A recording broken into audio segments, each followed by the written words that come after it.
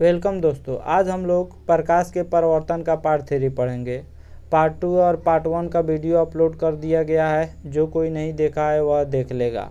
दर्पण या आईना किसको कहते हैं? तो दर्पण या आईना एक प्रकाशीय युक्ति है जो प्रकाश के परावर्तन के सिद्धांत पर कार्य करता है।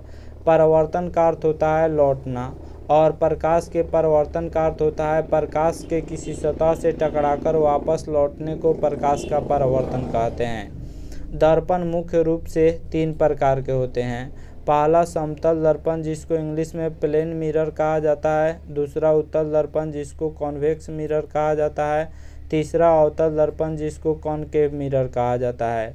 गोलीय दर्पण कितने प्रकार के होते हैं? तो गोलीय दर्पण 2 प्रकार के होते हैं, उत्तल दर्पण, अवतल दर्पण।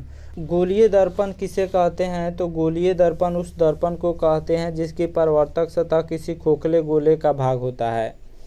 जब हम अंदर से कलई करते हैं तो उत्तल दर्पण प्राप्त होता है, यानी किसी गोलीय दर्पण का अंदर से जब कलई किया जाता है तो वह उत्तल दर्पण प्राप्त होता है, तथा गोलीय दर्पण को अगर बाहर से कलई किया जाता है यानी बाहर से इसको रचित किया जाता है, पेंट किया जाता है, तो यह अवतल दर्पण प्राप्त होता है। यह अवतल दर्पण है, यह उत्तल दर्पण है, क्योंकि इसको अंदर से कलई किया गया है और इसको बाहर से कलई किया गया है। देखिए यह इमेज है, यह प्रतिबिंब बन रहा है, यह सब जितने भी है इसके अंदर सब प्रतिबिंब है। अब हम लोग उत्तल दर्पण और अवतल दर्पण का परिभाषा जानेंगे। उत्तल दर्पण किसे कहते हैं? तो ऐसा दर्पण जिसका परावर्तक सतह बाहर की ओर उभरा रहता है, यानी लौटाने वाला सतह बाहर की ओर उभरा रहता है, उसे उत्तल दर्पण कहते हैं। अवतल दर्पण किसे कहते हैं? तो ऐसा दर्पण जिसका परावर्तक सतह अंदर की तरफ दबा रहता है, उसे अवतल दर्पण कहते हैं। जैसे यहाँ पे डायग्राम देख लीजिए, डायग्राम से स्पष्ट हो जाएगा, इसका परावर्तक सतह अंदर की तरफ दबा हुआ है, अवतल दर्पण है। जैसे प्रकाश यहाँ पे आएगा तो ऐसे जो है लौट जाएगा और इसका परावर्तक सतह बाहर की तरफ उभरा हुआ है, तो यह उत्तल दर्पण है। यह ऐसे जो है लौट जाएगा, कोई भी प्रकाश यहाँ पे पड़ेगा तो ऐसे लौट जाएगा। अतः इस साइड वाला इसका परावर्तक सतह है और इस साइड वाला इसका परावर्तक सतह है। उत्तल दर्पण में परावर्तक सतह उभरा हुआ रहता है, लेकिन अवतल दर्पण में परावर्तक सतह अंदर की तरफ दबा हुआ रहता है। अब हम लोग जानेंगे समतल दर्पण द्वारा बने प्रतिबिंब की विशेषताएं। समतल दर्पण द्वारा जो प्रतिबिंब बनता है, जो इमेज बनता है, उसकी विशेषता को जानेंगे। पहला विशेषता है प्रतिबिंब दर्पण के पीछे बनता है। दूसरा है प्रतिबिंब का आकार वस्तु के आकार के बराबर होता है। तीसरा प्रतिबिंब वस्तु के अपेक्षा सीधा होता है। चौथा प्रतिबिंब पार्श्विक रूप से उल्टा होता है। पार्श्विक रूप का मतलब होता है बाएं वाला दाएं साइड में चला जाता है, दाएं वाला बाएं साइड में चला जाता है। जैसे आप लोग आईना देखते होइएगा तो उसमें बायां पैर उठाते होइएगा तो पता चलता होगा कि दायां उठा रहे हैं, और दायां उठाइएगा तो पता चलेगा बायां उठा रहे हैं। उसी को पार्श्विक उल्टा कहा जाता है। प्रतिबिंब दर्पण से उतना ही पीछे बनता है जितना वस्तु दर्पण से आगे अर्थात सामने रहता है। यह हो गया समतल दर्पण द्वारा बने प्रतिबिंब की विशेषताएं। देखिए यही है पार्श्व परिवर्तन, बाएं वाला दाएं चला जाता है और दाएं वाला बाएं चला जाता है। अब हम लोग अवतल दर्पण का फोकस और उत्तल दर्पण के फोकस का परिभाषा जानेंगे। अवतल दर्पण का फोकस से क्या समझते हैं? तो किसी अवतल दर्पण का फोकस उसके मुख्य अक्ष पर वह बिंदु है जहां मुख्य अक्ष के समांतर आती किरणें दर्पण से परावर्तन के बाद मिलती है। मुख्य अक्ष या प्रधान अक्ष किसे कहा जाता है? तो ध्रुव P से वक्रता केंद्र C को मिलाने वाली रेखा को प्रधान अक्ष कहा जाता है, और इसके समांतर आती हुई प्रकाश की किरणें दर्पण से परावर्तन के बाद जहां पर मिलती है उसी को अवतल दर्पण का फोकस कहा जाता है। देखिए यहाँ पे यह प्रकाश की किरण आ रही है, यह भी आ रही है और इस बिंदु पर यानी बिंदु F पर मिल रही है, अतः अवतल दर्पण का फोकस F है।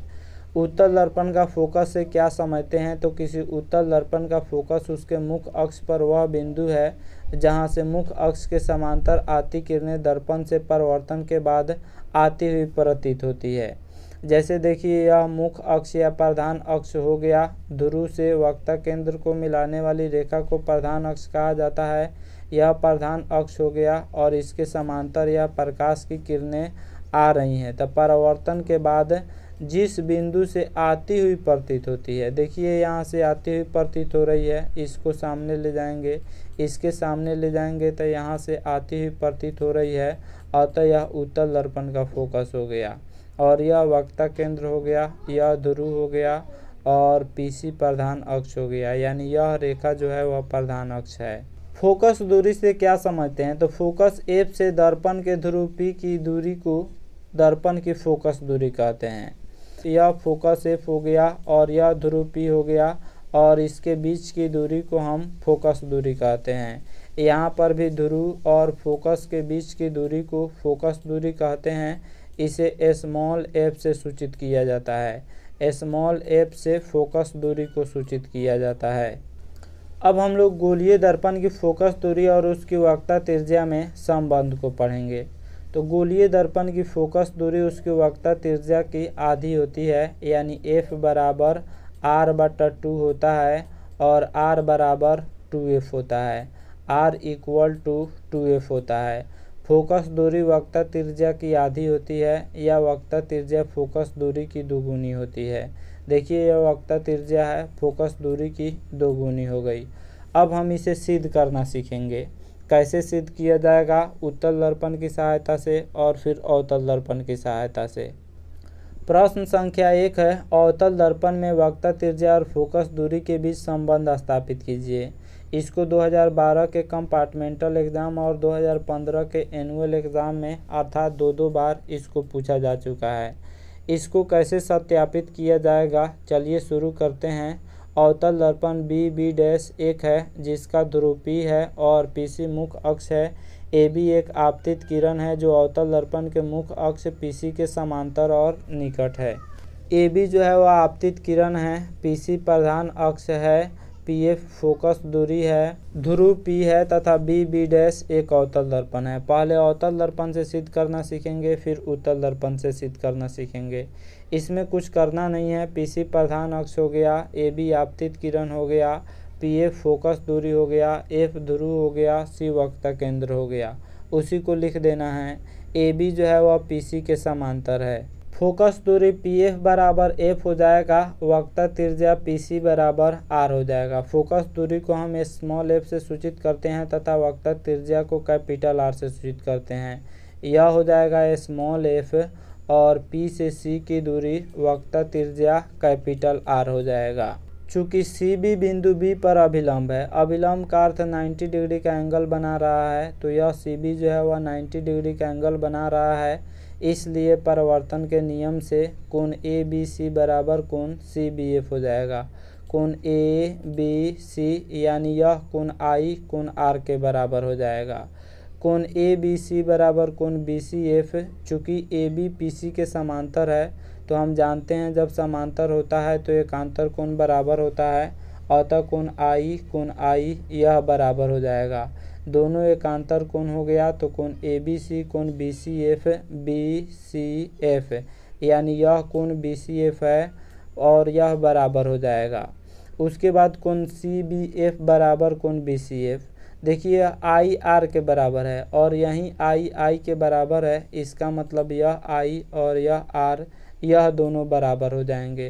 तो हम जानते हैं समान कोण के सम्मुख भुजा बराबर होते हैं, तो इस कोण के भुजा क्या है तो BF है और इस कोण के भुजा FC है, R के सामने FC है, तो BF FC के बराबर हो गया क्योंकि समान कोण के सम्मुख भुजा बराबर होते हैं। यदि बिंदु B P के बहुत निकट हो तो यह B जो अगर P के निकट हो जाएगा तो BF PF के बराबर हो जाएगा। तो BF बराबर PF मैंने लिख दिया। अब PF बराबर FC। अब देखिए यह PF FC के बराबर, क्योंकि PF जो है वह BF के बराबर है, यह और यह बराबर है और फिर यह बराबर है। PF BF FC बराबर है, इसका अर्थ PF और CF बराबर होगा। तो PF और FC बराबर हो गया, यह और यह बराबर हो गया और जब दोनों बराबर हो गया तो F PC का मध्य बिंदु हो गया। इसलिए F बराबर क्या हो जाएगा R/2, क्योंकि PC जो है वह कैपिटल R है और PF स्मॉल r है, तो F बराबर R/2 सिद्ध हो गया। फोकस दूरी वक्रता त्रिज्या की आधी होती है और वक्रता त्रिज्या फोकस दूरी की दोगुनी होती है। r बराबर 2f लिखिए तो या f बराबर 2r लिखिए तो। यह सिद्ध हो गया। अब हम लोग उत्तल दर्पण से सिद्ध करना सीखेंगे। देखिए यह उत्तल दर्पण है। क्वेश्चन है उत्तल दर्पण में वक्रता त्रिज्या और फोकस दूरी के बीच संबंध स्थापित कीजिए।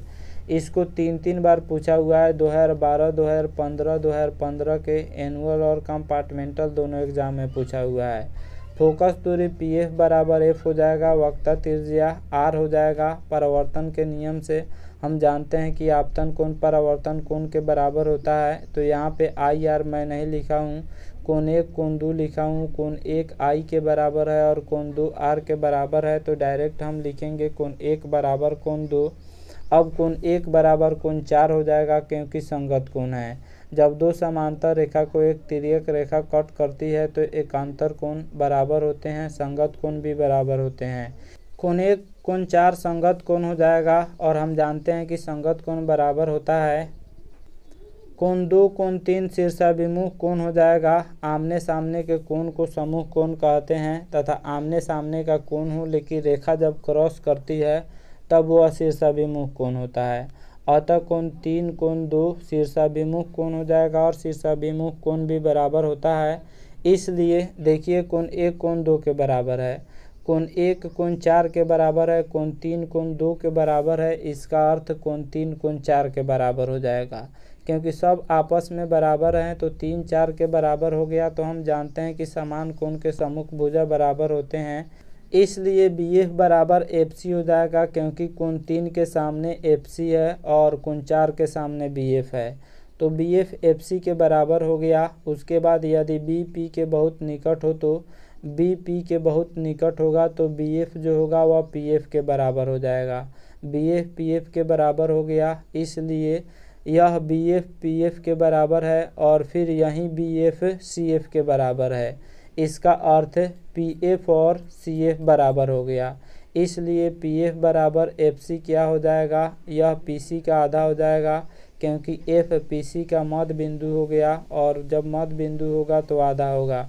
इसलिए PF को हमने स्मॉल f माना है क्योंकि फोकस दूरी को स्मॉल f से सूचित किया जाता है तथा वक्रता त्रिज्या को कैपिटल R से सूचित किया जाता है। तो P से F की दूरी को फोकस दूरी कहा जाएगा और P से C की दूरी को वक्रता त्रिज्या कहा जाएगा क्योंकि P ध्रुव है, F फोकस बिंदु है और C वक्रता त्रिज्या है। ध्रुव P और फोकस बिंदु F के बीच की दूरी को फोकस दूरी कहा जाता है तथा ध्रुव और वक्रता केंद्र C के बीच की दूरी को वक्रता त्रिज्या कहा जाता है। तो इसलिए F PC का मध्य बिंदु हो गया, इसलिए F बराबर R/2 हो गया, यानी फोकस दूरी वक्रता त्रिज्या की आधी हो गई या वक्रता त्रिज्या फोकस दूरी का दोगुनी हो गई। R बराबर 2F भी लिख सकते हैं या F बराबर R/2 लिख सकते हैं, R/2 लिख सकते हैं। तो यह उत्तल दर्पण और अवतल दर्पण से हमने सिद्ध कर दिया। इसको रिवीजन कर लीजिएगा क्योंकि यह हमेशा एग्जाम में पूछा जाता है। इसका नेक्स्ट पार्ट हम जल्द ही लेकर उपस्थित होंगे। आशा करता हूँ यह वीडियो आप सबकी काफ़ी पसंद आया होगा। हमारे चैनल को सब्सक्राइब करें, इस वीडियो को लाइक करें तथा अधिक से अधिक शेयर करें। Thanks for watching my video.